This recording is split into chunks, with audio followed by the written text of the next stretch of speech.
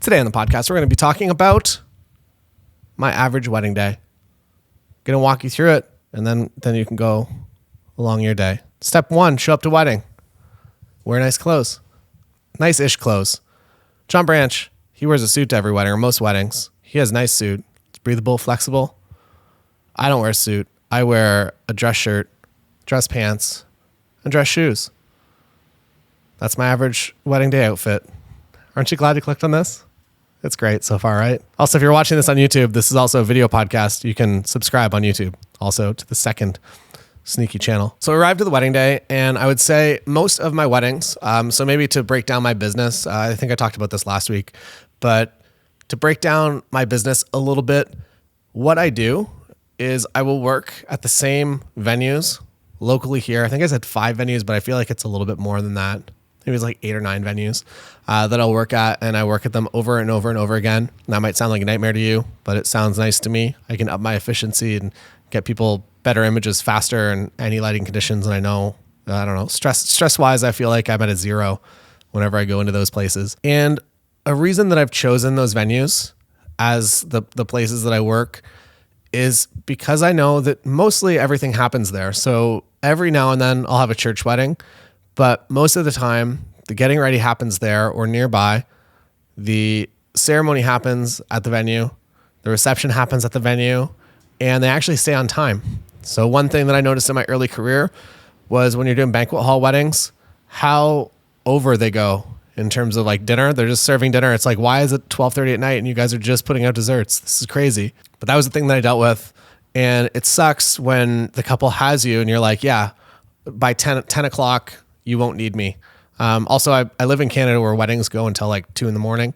I know my buddy Magic in Poland, his weddings go to like 4 or 5 a.m. So that's like his average wedding day, which is crazy. And then I know my friend Sam Hurd. I went to a wedding with him in Orlando. There's actually a full behind the scenes video up on YouTube about it. And the wedding was done at 11 or 10. It was like very strange. And I guess that's the way that US weddings go. A lot of them just 10 or 11, you're done. You go to the after party. And he was like, yeah, I do full day coverage. I'm there to the very end. I'm like, you're there till like 2 a.m. every single wedding? Like, that sounds like a nightmare. Then it turns out that he's just done at 11. And that's honestly, it sounds really nice. So everything happens at one location for me. And I like that a lot. So most of my packages, I'm going to say 8 to 10 hours is like an average day. I would say 8 hours, pretty much everything fits in. Sometimes if there's a tea ceremony or something, maybe that makes it a 10-hour day. I would say that it is incredibly rare. I can't even remember the last 12-hour day that I did. I think I have one coming up this year, but I can't remember the last 12-hour day I did. And I am very, very happy. That's a very intentional choice that I made, that I do not enjoy doing that. I don't want to go to 15 different locations and a photo shoot location and 3 p.m. and terrible light. I just want to go to one spot. I'd like to show up at 2, do some getting ready photos, 4:30, 5 p.m. ceremony, into dinner, do some first dances, do a few minutes on the dance floor, head home. So I arrived to that location, the first location, and I am usually on maybe a 50 millimeter lens, maybe an 85, maybe a 35 on a prime, trying to keep it small, not be too intimidating when I arrive into the getting ready room.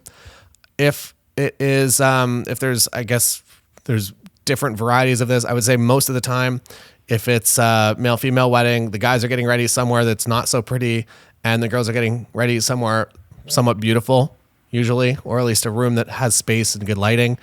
And I will typically spend maybe, depending on how it works out with the schedule, maybe 10, 15 minutes with the guys. I don't need that much time with them. It's usually just kind of do the tie, get a few shots, head out. Sometimes if there's family there, I'll do a few family photos as well. And then I head to the girls. The struggle is that if you're working alone, that you kind of have to make the guys get ready a little bit earlier than they probably should. Or you can do it the other way if they're getting ready at the same spot, that you can kind of bounce around. But if they're getting ready at different locations, sometimes that's a necessary thing that you have to do. If you have a second photographer, they just go to the second location. It's easy. When I arrive into a getting ready space, I usually don't pull my camera up right away and just like enter the room with like a direct flash and just start making a ruckus.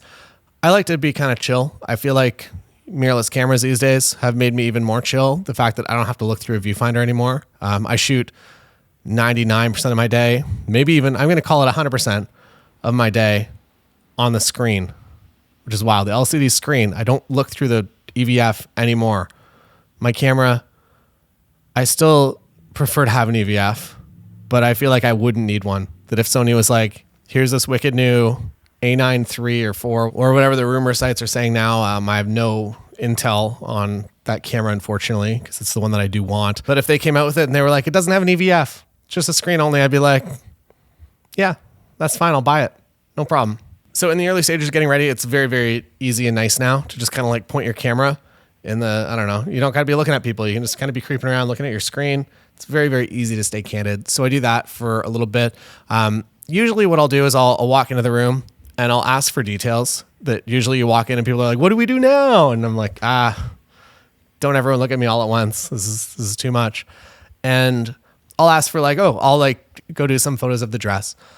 I've noticed that less and less of my couples actually want a photo of the dress these days, that it's now becoming more common for them to, I kind of phrase it in a question like, do you want a photo of the dress hanging? And most of my couples are now like, no, that's weird. That's dumb. I don't want that. And that's awesome. I like that. I've never liked that shot anyways. And it's like such a weird way to open up a gallery, a dress just kind of like hanging. Some of them hang well. Some of them hang terribly. Some of them are just impossible, but it is a nice thing to do. That's not just immediately taking pictures of people upon being the new person in the room. I will do photos of invitations, any details. And that's usually my warm up. I do that in the same room. I won't just like run off somewhere and go do it by myself. I do it kind of in the room.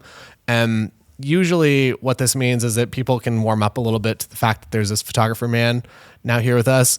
And also because when you are doing those photos, they tend to find more stuff. They're like, oh, I totally forgot to give you the wedding rings or whatever it might be. So by doing that kind of within view of them, usually it makes a faster final product rather than photographing a bunch of stuff and then realizing that there were like 3 more elements that had to be included because it's like the grandmother's watch or whatever that they're wearing. So that's my suggestion for arrival and just kind of being, I don't know, accepted into the, like you're kind of a weird bonus member of the wedding party for the day. And the faster you can get up to the fact that they're just like normal with you, I think that that's my entire goal, especially with my couples, is to get them to be normal as fast as possible. And by doing something like that, you just kind of speed that process up. And when you are a friend, when you're that wedding party member, all of a sudden for the rest of the day, they make your life a heck of a lot easier. They're not second guessing you or trying to undermine you. If you came in too hot and trying to micromanage you and like do weird things, they're just like, this person seems to know what they're doing. They seem fun. They're nice. Can I have a picture with my significant other, please? And those first few minutes, I would say, are pretty important for that. So I do all the getting ready photos. I would say that usually takes me maybe about an hour total. And after that, I will typically move to the ceremony and I'll start doing candids. So the Tamron 35-150 is now on my camera. And I'm doing a lot of candids of guests just arriving, just hanging out, having a fun time.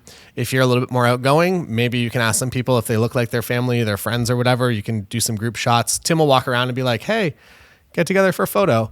And he's really good at it. I start to sweat when I even consider thinking about doing that. So I just circle around, I grab some candids and just document the people as they're coming in. I also make a very good effort to photograph anything that has been brought in by the couple. Or anything that they've clearly had like some sort of input in. Most things are pretty obvious, but every now and then you get something that you just didn't document that somebody spent way too much time on creating. They wanted a photo of it. And it's a bit of a letdown to be like, I just don't have that photo. I'm sorry. So make conscious effort, walk around. Anything that looks like it should be photographed, just grab a photo of it. Same goes for reception as well, but we'll talk about that in a minute. During the ceremony, Tamron 35-150. And I typically park myself up at the front of the aisle with a view, if it is male-female wedding, with a view, usually the groom will be standing there watching bride and dad or sister or whoever come down the aisle. And I will typically be across the aisle from them so I can get the reaction shot. I also shoot a lot of this time period vertically as well to help out with framing because I've noticed that whenever I go horizontal and I include everyone, then I'm always getting a weird face or somebody's got like an iPad with like a big red case or something that's just not the most ideal. So vertical and kind of isolating and also fire alarms and stuff that's always kind of like in the background. If you're vertical, you can kind of isolate a little bit better. And I've found that overall, I like the images better. And also all social media is all vertical now. So maybe it's a more useful image to shoot vertically more often. I will stay up at the front of the ceremony until everybody gets up there. And at this point, usually I will sneak down the aisle and I will get a wide shot of everyone standing. So everyone's usually standing before anyone tells them to sit down. I like to get that shot of the couple at the front in the center and then everybody standing. It looks more of a fun, immersive environment than it would if everyone was just sitting. After I get this shot, also there's a bunch of YouTube videos up as well that kind of show this entire process and on-camera video. What I'll usually do is I'll go to either the left or right side, and I'll do my best to start getting photos and reaction shots of the couple. Usually the first couple minutes, they're maybe seeing each other for the first time that day. And there's probably some excitement there. Whoever's officiating probably has some opening jokes, and you'll get some good reactions very, very quickly. I will typically at this point be on all the way at 150 millimeters and also in APS-C crop mode so that I'm actually at 225 and getting some nice tight close-ups. And once I have kind of a happy close-up, maybe a more serious close-up, and maybe like a small sadness photo. I don't know. Is that what that's called? Like a tear? I don't usually get a whole lot of tears during the ceremony, I don't think. But once I have a couple photos, I will usually cycle over to the other person's side. So I'll walk all the way around the back. I'm not going to cut in front of them down the aisle. I'll go all the way out the back and then kind of all the way around.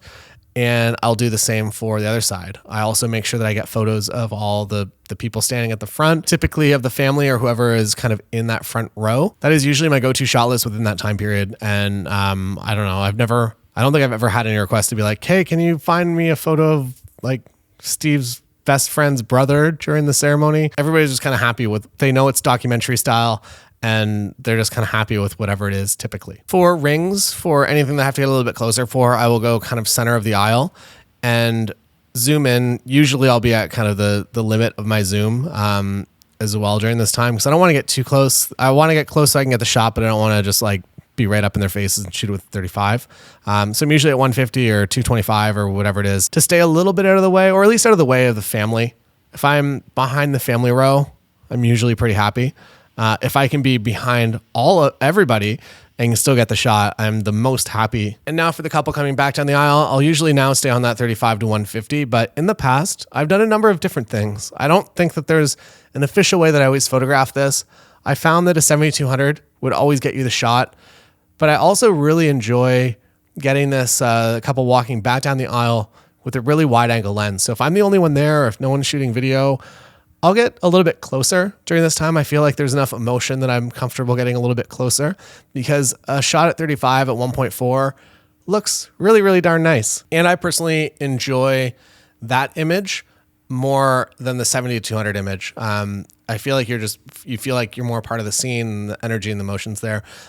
They also have a little bit more of a understanding that you're there. So they'll maybe look at the camera a little bit, or they'll decide that they want to kiss or do something a little bit nicer maybe for the camera.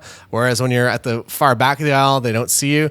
They're usually just looking at people and like shaking hands. And sometimes it can look a little bit of a mess. So another thing Lindsay always gets a couple to do is when they get down to the end of the aisle is actually just like stop there and kiss. And that's, I would say, one of the best photos, I think, from every wedding. So that is something that you want to prompt. You can tell your couples in the first meeting, or you can just tell them on the wedding day, or you can just stop them. Like you can just talk to them, be like, hey, do you want to kiss? Or you can just like kind of point at each other.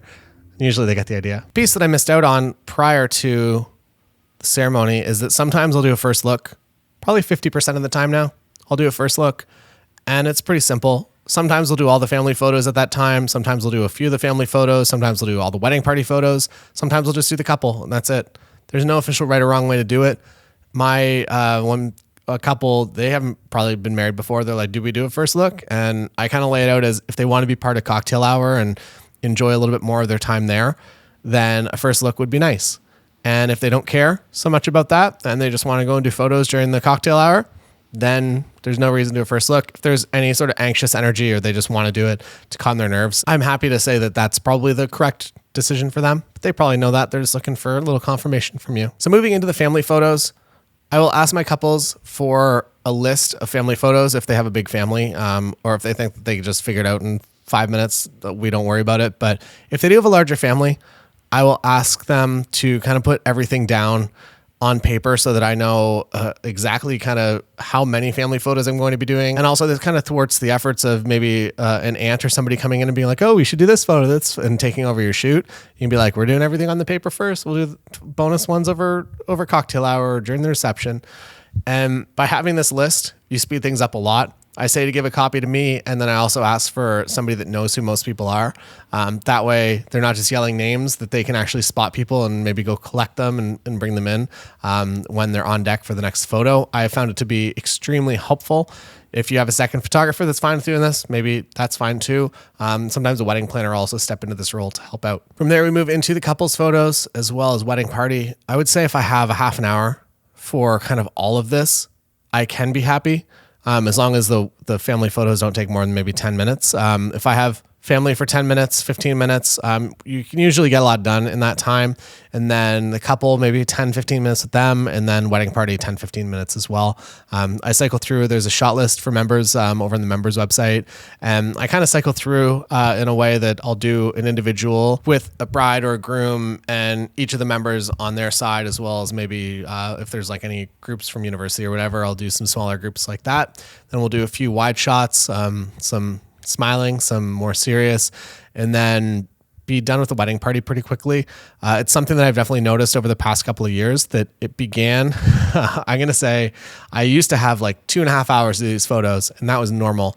And now I have a half an hour and I'm way happier. There are only so many things you can do with a wedding party, and a lot of them get really cheesy and weird. So I just kind of do the basics, make sure everybody's having a nice time, and try to do one fun one before somebody yells out, hey, let's do some fun ones. And then they all look at you like, tell us how to be fun. And then I usually pose it to the couple as, hey, like, I'm happy if you guys want more photos at the wedding party, happy to do it. But otherwise, like, we can probably send them to cocktail hour. And you become everyone in the wedding party's best friend when you give them a very quick and efficient photo shoot that gets them everything they want, but doesn't keep them there for like 2.5 hours. The couples photos, I will usually do a shoot at that time, and then I'll bring them out over, hopefully if we get a sunset or even in evening time, a blue hour shoot. So usually I'll do kind of everything that I need, knowing that I'm probably going to come out in better lighting. So I don't overshoot that section. I get them back to the wedding. I'll also, I guess, depending on weather, but I do what I can to get them back to their wedding day. I don't want the entire day to be a production, a photo shoot. So if they can get back to that, and then maybe after a glass of wine or two, we go out for another shoot. Usually that second 10-minute shoot is kind of where I get all of the, at least my favorite images of the day of the two of them. Moving into the reception, I will typically be on an 85mm lens at this point, or maybe a 50 1.2.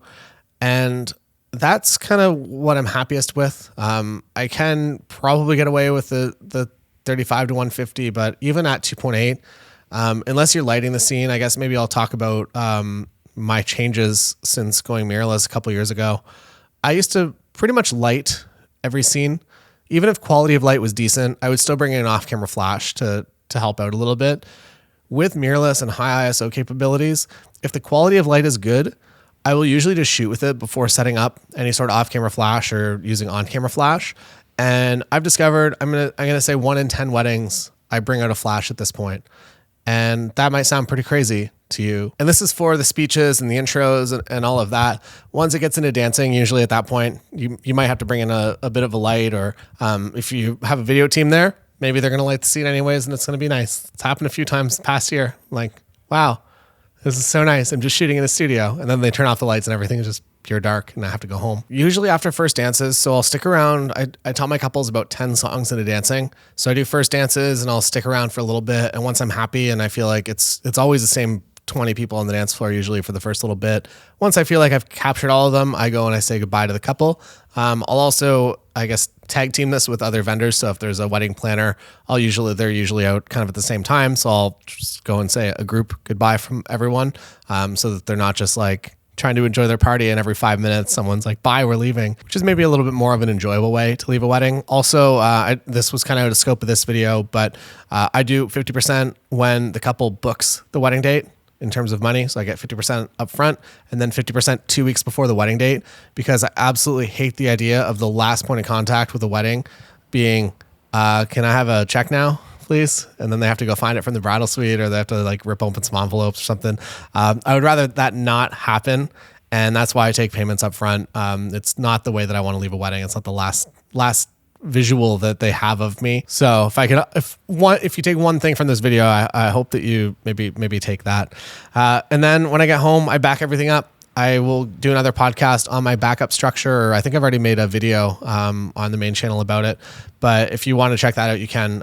And basically, I get home, I put everything on 2 drives. One is a working drive, one is a backup drive. I back all of my JPEGs up. I guess I could do all my RAW files now, but for years I've been backing up. I shoot RAW and JPEG in my camera, and I'll back up all the JPEGs so that within like 2 hours of the wedding, I have an offsite backup of everything. I also do my best to shoot my JPEGs exactly as I would almost want to deliver them, and just add a little bit of a preset or LUT to them, and they'd be fine to deliver. So I back that up, and then I start culling usually the night of the wedding. This is something that I stole directly from Susan Stripling. She mentioned it, and I was like, damn, that sounds smart. So the night of the wedding, assuming I'm not just completely beat, maybe the morning after the wedding if I don't get to it, but I would say 8-hour wedding day. If I did photography only, I can sit down, I can call that entire wedding the night of the wedding in about half an hour or less. Whereas if I wait 2 weeks, it'll probably take me maybe an hour. I will sometimes run everything through after shoot, but I feel like it's so fresh that I'm almost just as fast to go through and just select the images that I know that I need. Maybe another helpful thing is that if you're interested in flipping your workflow a little bit, is that you can call in reverse. So rather than going chronologically through the day, you flip it and you go backwards, because usually the last image you took from that set is going to be the one. So you're going to select the image, and then you're going to go back through the entire shoot and how you worked your way to get that final photo. And it might be faster, it might not be faster. I don't know. It's a different thing to do. If you're bored of culling, maybe just flip it. Maybe it makes it fun again. I don't know. All right, it's dark here now. I gotta go. Thanks for watching. If you have any questions, come on over to the YouTube video and put them in the comments below, and I will get to them in a future podcast episode when we talk about Q&As. Also, Book More Weddings 2023 is out now, so go on over and get it. And if you're a member, you already have it. And I hope that you've been implementing some of the strategies. There's a lot in there. And if you get it before January 20th, 2023, it comes with a ton of bonuses. So get in before then. You also get a discount on it as well. So there's a link in the description for that. That's all for today. See you again another time.